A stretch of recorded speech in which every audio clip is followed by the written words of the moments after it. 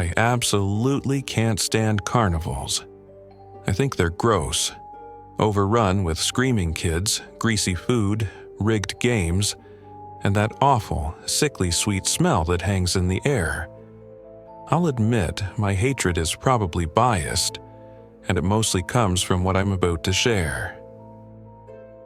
A few years back, my little sister begged me to take her to our local carnival. I didn't want to be a jerk, so I agreed, even though I had zero interest in going. After a while, she got bored and wanted to leave, so I called our mom to come get her. I chose to stay behind. I was in the middle of a fight with my dad and didn't want to go home until he'd gone to bed. The carnival that night felt off. It wasn't as lively as I remembered. There were hardly any people around, and the ones that were there looked miserable. Still, I figured I'd walk around for a bit to at least get something out of the ticket I'd paid for myself. Eventually, I decided to check out the funhouse. I figured it might be mildly entertaining. I expected it to be packed, but to my surprise, it was completely deserted. Not a single person inside. Let me tell you, being in a funhouse alone is way creepier than you'd think.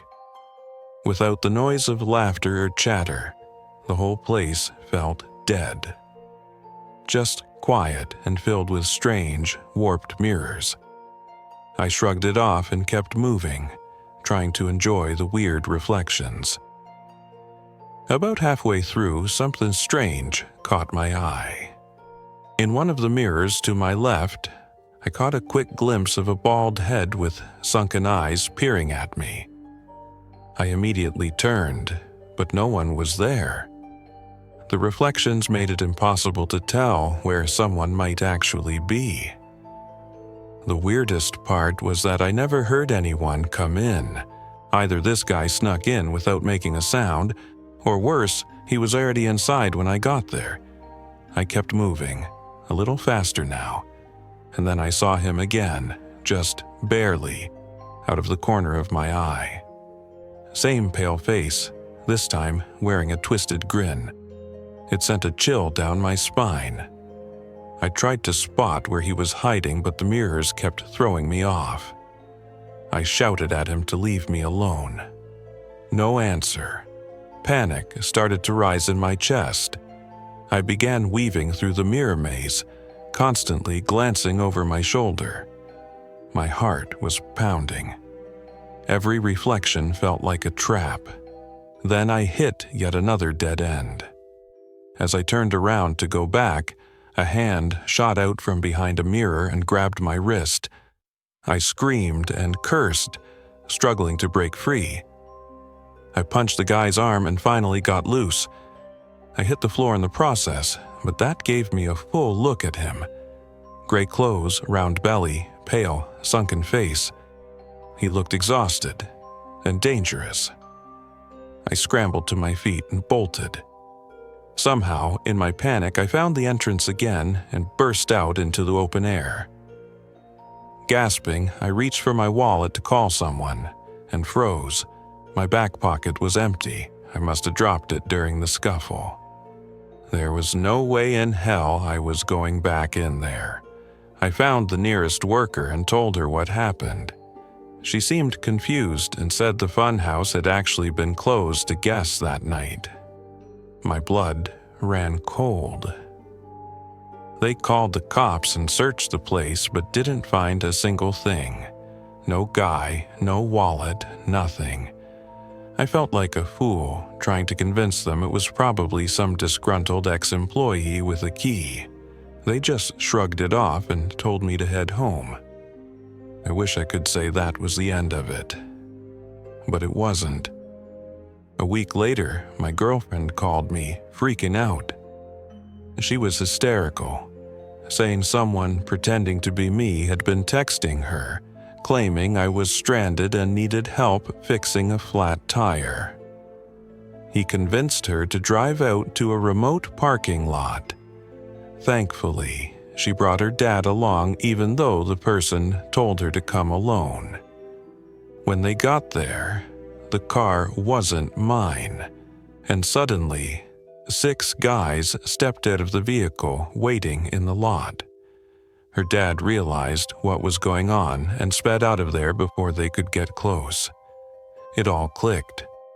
I had written her number on a piece of paper and kept it in my wallet, right where that creep could have found it. We both changed our numbers and updated our info.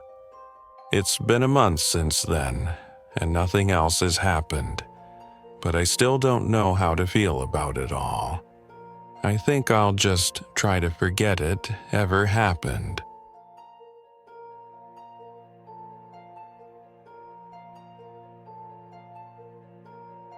Starting a new job is always a strange blend of excitement and anxiety.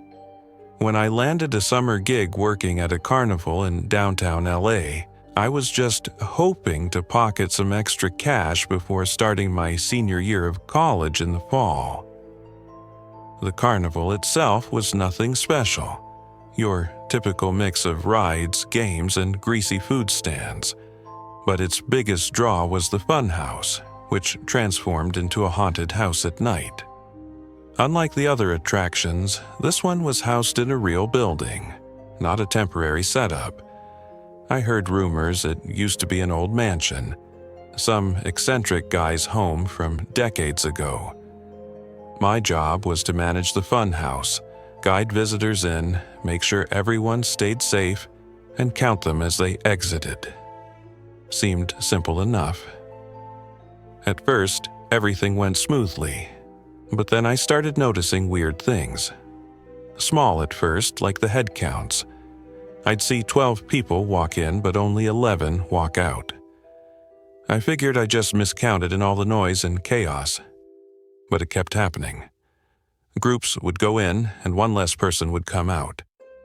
7 entered, 6 exited. 10 went in, 9 returned. Over and over. At first, I thought I was just slipping up, but the pattern wouldn't go away, and it started gnawing at me. Then, one afternoon, something strange happened. A girl caught my attention as she walked up to the funhouse.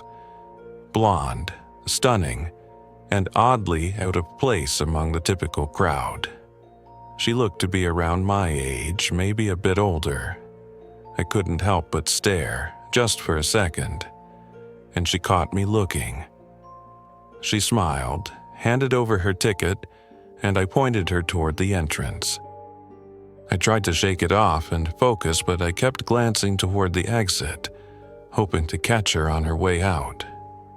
Groups who entered after her were starting to come out, but she was nowhere to be seen. Minutes passed, too many minutes. Concern took over. She should have been out by now. I left my post and locked the entrance behind me. I figured I'd just take a quick look. Maybe she got turned around or stuck somewhere. I made my way through the dim, narrow corridors until I stumbled across something unusual. Something I remembered from the walkthrough during my first day. A faint seam in one of the walls. I pressed on it, curious, and to my surprise, it clicked open. A hidden door. It creaked slowly, revealing a dark hallway. What the hell? I stepped inside, lighting the way with my phone. I followed the narrow passage until I reached another door that opened onto the carnival grounds. That explained a lot. I figured some guests had discovered this shortcut and used it to exit early. That would explain the mismatched counts. Relieved, I turned to head back, but something held me there, a weird curiosity. Instead of returning to my station, I kept exploring. Just a few more minutes, I told myself. That's when I noticed another seam, nearly identical to the first. I pressed it. It opened. Immediately, I knew something was different. The air was thick with a foul, rotting stench. Instead of a corridor, this hidden space contained a ladder descending into the dark. That made no sense. I was on the ground floor, and the owner specifically told me there was no basement. Still thinking about that girl, I pushed my fear aside and started climbing down. The smell worsened as I descended. I reached the bottom expecting a small basement, but what I found instead was a tunnel, a full-blown underground tunnel that stretched into blackness. I stood frozen. There was no way this was part of the original funhouse. Everything in me screamed to leave. But then, in the middle of the tunnel, I spotted something, a white, sparkly purse. I picked it up. It was hers, I was sure of it. Panic surged through me. Was she trapped down here, lost, or something else? A worse thought hit me. Maybe she wasn't alone. Against every shred of common sense, I called out her name. Silence, then footsteps. Fast, coming closer. I turned and ran, barely making it back to the ladder. I was halfway up when I slipped and fell hard. The footsteps were nearly on top of me when I heard a voice. A girl's voice. Her voice. She staggered out of the darkness, clutching her side. I shouted at her to climb, but she told me to follow her back into the tunnel. Something about her tone made my skin crawl. I refused and practically dragged her up with me. At the top, I slammed the door shut. I started bombarding her with questions. How did she end up down there? Did someone take her? Was she hurt? But her answers made no sense. She claimed she didn't remember how she got there. One minute, she was walking through the funhouse. The next, she realized she was underground. She said she started hearing voices, things moving in the dark, but the way she spoke, the blank stare in her eyes, it was like she wasn't all there. I asked her why she tried to get me to go deeper into the tunnel. She didn't respond. I'd had enough. I called the police, but she left before they arrived. I never saw her again. When the investigation started, what they uncovered blew my mind.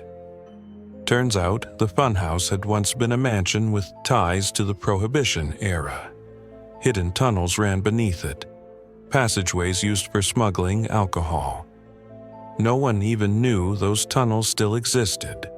The owner swore he had no idea, but I didn't buy it. I quit the next day and never looked back. To this day, I don't know what really happened.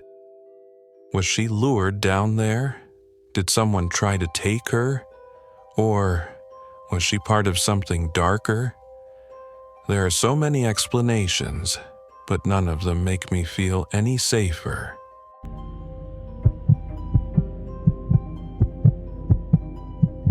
Ever since I was a kid, I've had a deep love for carnivals. The flashing lights, the silly games, the unpredictable thrill of it all, it just lit something up in me. I know some folks find them strange or childish, but I never saw it that way.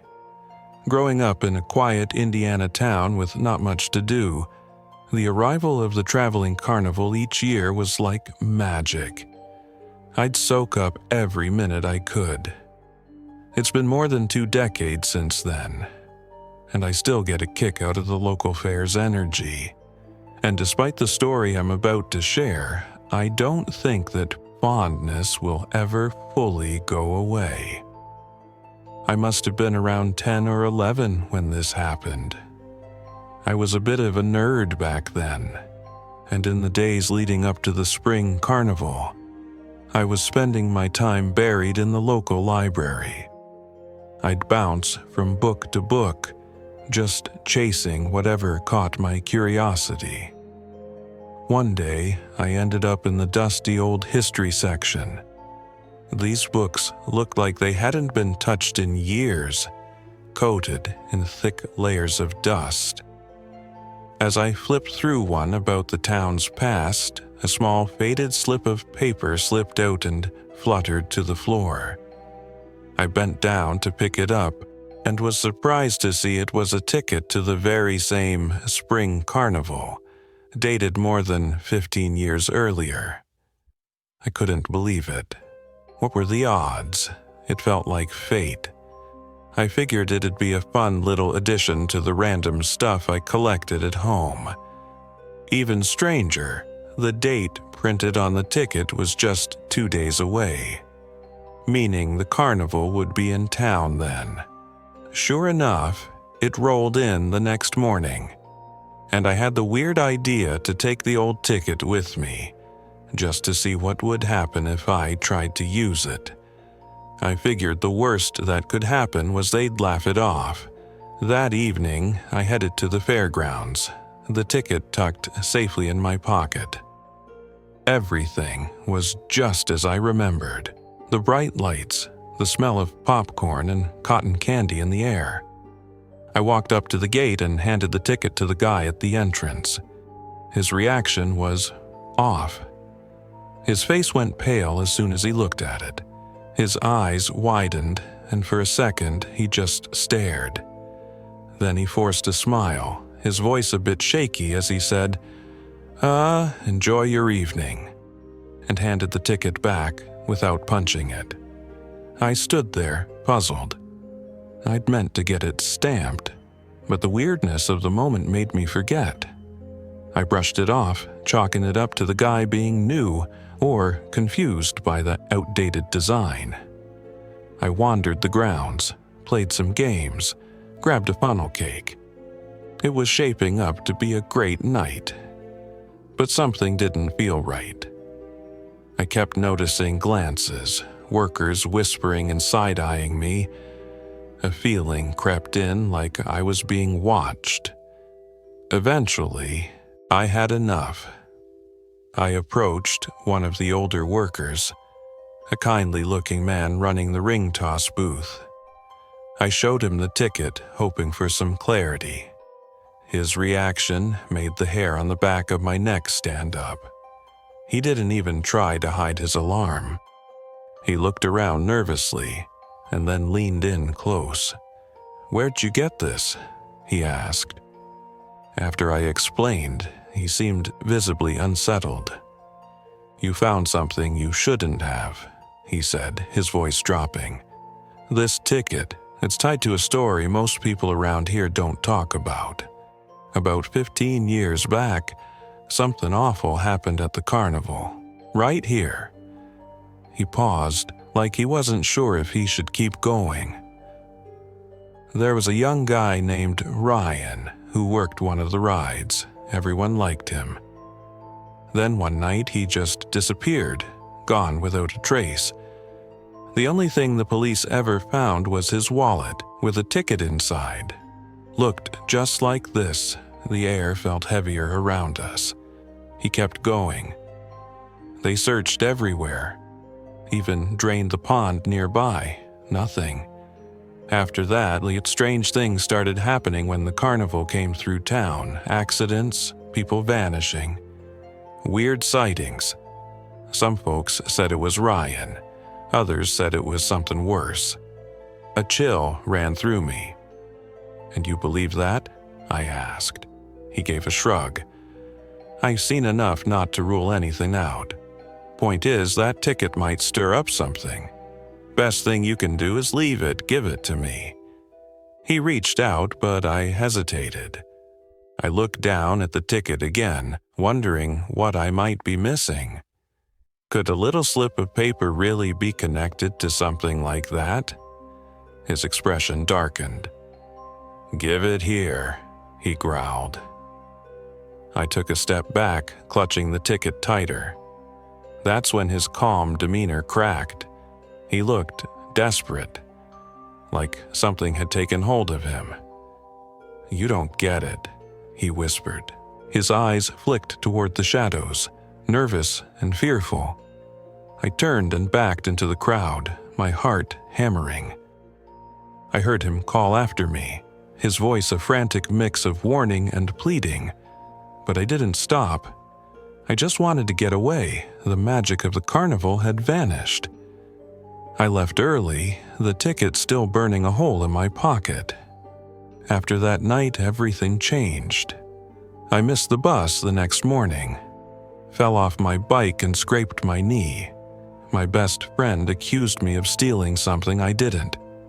And then things just kept spiraling. My mom lost her job. My brother broke his leg. Our dog, Bean, passed away. It felt like a storm cloud was hovering over me. I kept thinking about the old man's words.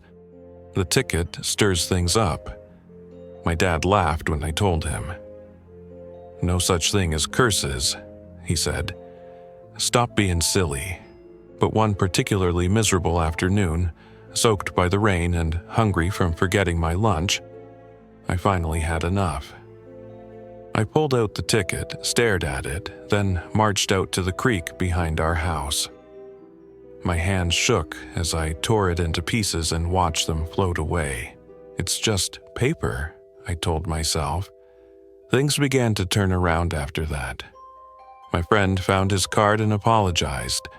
My mom landed a better job. I didn't miss the bus again. Life went back to normal. Whether it was all just coincidence or something stranger, I still can't say. But I did learn one thing.